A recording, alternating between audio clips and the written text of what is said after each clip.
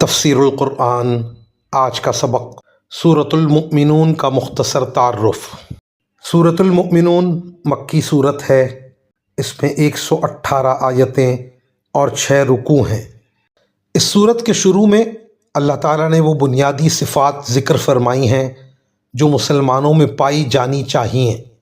مسند احمد کی ایک حدیث میں حضرت عمر رضی اللہ تعالی عنہ کے حوالے سے حضرت صلی اللہ علیہ وسلم کا یہ ارشاد منقول ہے کہ اس صورت کی پہلی 10 آیتوں میں جو باتیں ذکر کی گئی ہیں، اگر کوئی شخص وہ ساری باتیں اپنے اندر پیدا کر لے تو وہ سیدھا جنت میں جائے گا۔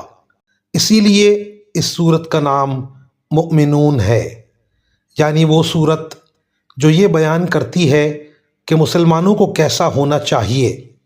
نیز نسائی میں روایت ہے کہ ایک صاحب نے حضرت عائشہ رضی اللہ عنہا سے پوچھا کہ حضرت صلی اللہ علیہ وآلہ وسلم کے اخلاق اور اوصاف کیسے تھے؟ اس کے جواب میں حضرت عائشہ رضی اللہ عنہا نے سورۃ المؤمنون کی یہ 10 آیتیں تلاوت فرما دیں کہ یہ سب حضرت صلی اللہ علیہ وآلہ وسلم کے اوصاف تھے۔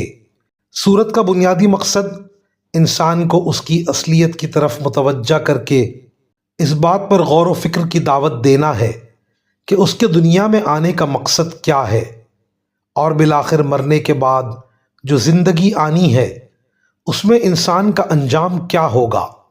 اس کے علاوہ حضرت نوح علیہ السلام سے لے کر حضرت عیسیٰ علیہ السلام تک بہت سے انبیاء کرام کے واقعات اس صورت میں دہرائے گئے ہیں، تاکہ یہ بات واضح ہو کہ ان سب پیغمبروں کی دعوت تواتر کے ساتھ ایک ہی تھی، اور جن لوگوں نے ان کا انکار کیا انہیں اللہ تعالیٰ کی طرف سے عذاب کا نشانہ بننا پڑا۔